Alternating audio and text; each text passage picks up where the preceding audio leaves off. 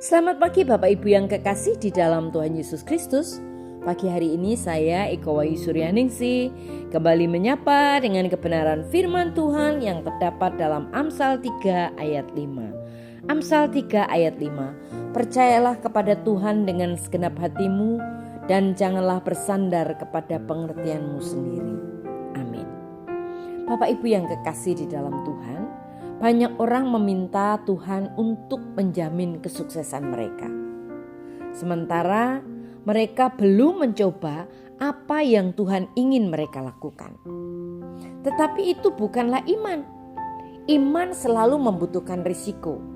Iman berarti taat bahkan saat kita tidak mengerti. Misalnya, pengampunan tidak pernah terasa seperti ide yang baik sebelum kita melakukannya. Tetapi itu adalah salah satu ujian terbesar iman kita. Ketika seseorang menyakiti kita, mungkin rasanya tidak tepat untuk mengampuni orang itu. Mungkin tampak tidak adil. Tetapi mengampuni selalu merupakan pilihan yang paling tepat. Terlepas dari apakah kita memahaminya atau tidak.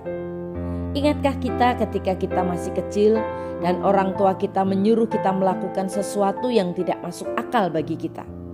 Kemudian kita melihat ke belakang dengan penuh kesadaran dan memahami perspektif orang tua kita. Begitulah cara kerjanya dengan Tuhan juga. Iman adalah melakukan apa yang benar bahkan ketika tampaknya tidak masuk akal. Amsal 3 ayat 5 mengatakan, percayalah kepada Tuhan dengan segenap hatimu dan janganlah bersandar kepada pengertianmu sendiri. Kita tidak pernah tahu gambaran besarnya, tetapi Tuhan tahu. Alkitab memberikan contoh yang bagus tentang hal ini di dalam kisah Gideon, di dalam Hakim-Hakim 7. Gideon memimpin 300 orang Israel untuk berperang melawan 135.000 tentara musuh. Peluangnya adalah 450-1. Tuhan memerintahkan para prajurit untuk membawa obor, trompet, dan pot tanah liat.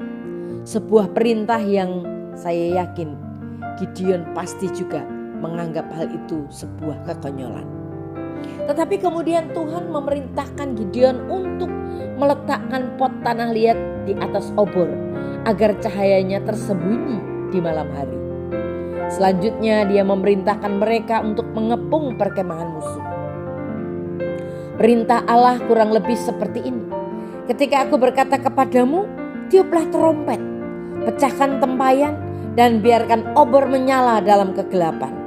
Akan tampak seperti pasukan besar sedang mengepung perkemahan. Musuh akan panik kebingungan dan saling mengarahkan pedang mereka. Bapak Ibu yang kekasih di dalam Tuhan, itu strategi Tuhan. Dan Gideon bagaimana? Gideon taat. Meskipun itu tidak masuk akal.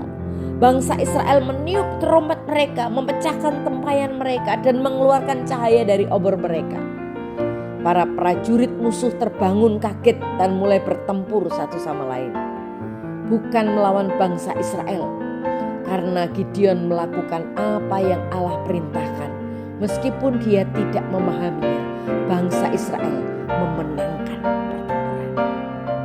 Terkadang Allah meminta kita melakukan sesuatu yang tampaknya bodoh, seperti menghadapi situasi sulit dengan peluang yang sangat besar. Tetapi ketika kita beriman, kita menaatinya, bahkan ketika kita tidak sepenuhnya memahami apa yang Tuhan minta, seperti Gideon dan para prajuritnya, kita tidak dapat hidup dengan iman tanpa risiko. Namun Tuhan melihat gambaran besar. Dengan apa yang terjadi pada kita, kita dapat mempercayai apa yang Tuhan minta kita lakukan. Amin. Mari kita berdoa.